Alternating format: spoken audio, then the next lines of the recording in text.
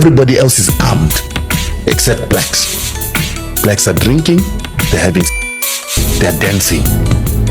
We have got to stop being comfortable being protected by those who took our land. So Israel wants to migrate the people of Gaza to places like Congo and other countries. I'm glad you're watching. By this time, you must be aware of the things that are happening in the Republic Democratic of Congo right now and in Africa at large, where so many countries never really experience peace, Yeah, unfortunately. So this video is a footage of the Israeli Prime Minister Benjamin Netanyahu talking about Israel's goal to Africa during a press conference in Uganda.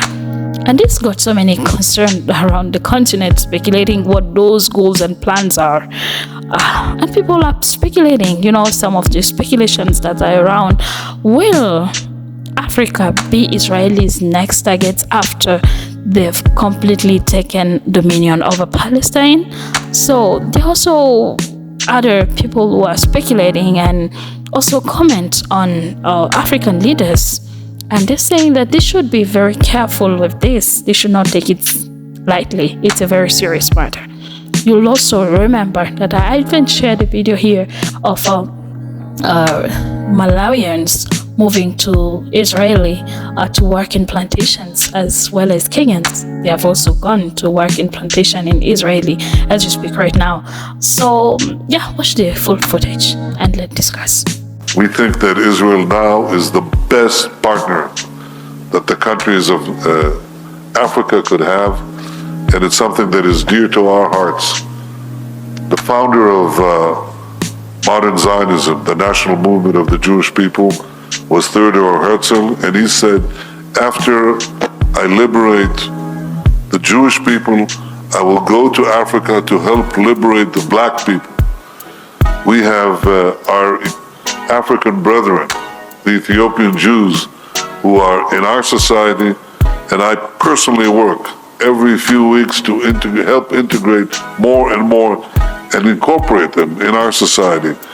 I believe this. I believe in Africa. I believe in your future, and I believe in our partnership for this future.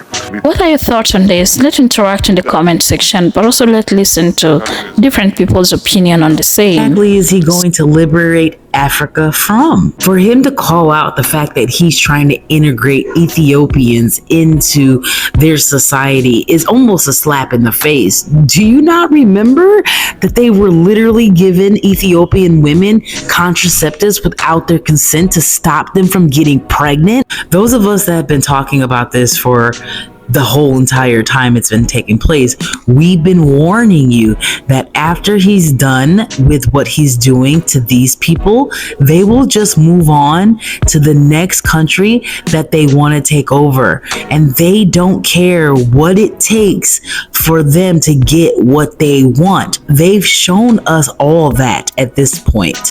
What exactly do you think has in store for Africa concerning this said liberation? I want to echo the last words of this footage. I believe in Africa. My question to Africa: do you believe in yourself?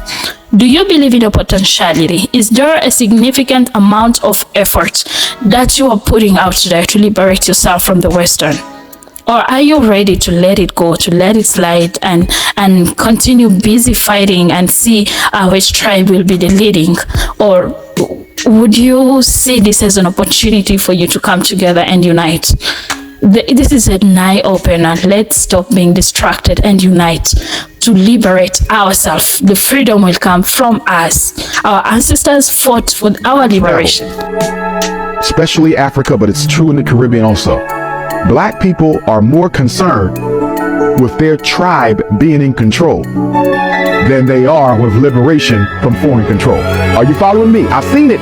So when the elections is coming up, it's not about freeing us from white supremacy or Chinese imperialism. It's about, are my people going to be the president? Is somebody from my tribe going to be the prime minister? And because they're more concerned about tribal imperialism then African independence, this democratic scheme that they run on black people continues because we're so petty and so small in our thinking. I just want to make sure his people don't get the presidency. I'm not even looking at the bigger picture. The white man knows this. The Chinese know this. So they come in, exploit, finance both sides, so no matter who wins, they get all the resources. We have got to stop being comfortable being protected by those who took our land. America is the biggest colonizer on earth. It's not a democracy. It's Indian land that is occupied by Anglo-Saxons who have continued to murder and kill, and they've actually made extinct the people that lived there. That's not a country. That is a criminal. That is the Nazis that are still living in the flesh today. And if you give them the chance, they would want South Africa to be the same. And that's why the issue of Cape independence is a threat.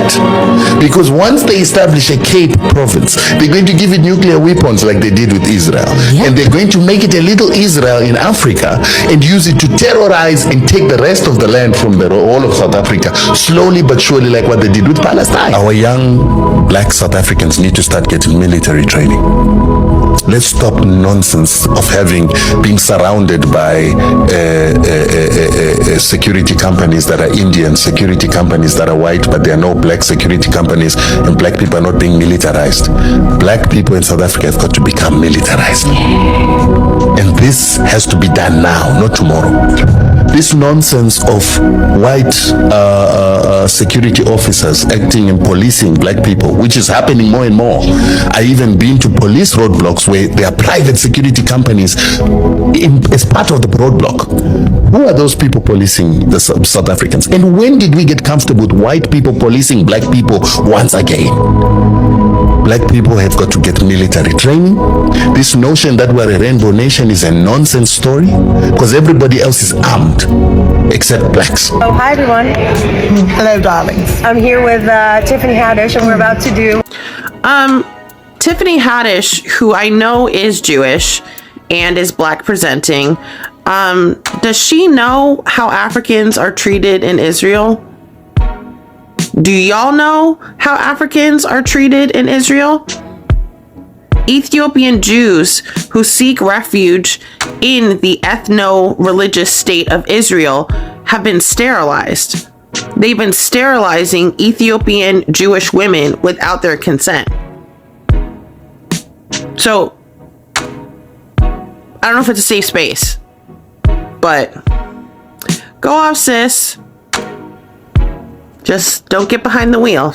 If you are an African and you're watching this, just close your eyes and just imagine how great can Africa be if we unite. So just imagine that. So the only thing we have to do to be great is to unite.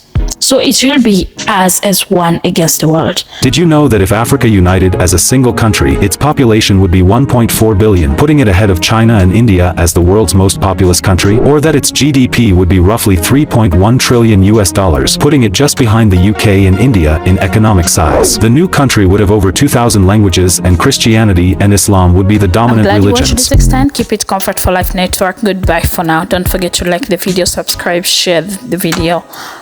Until we meet again, goodbye.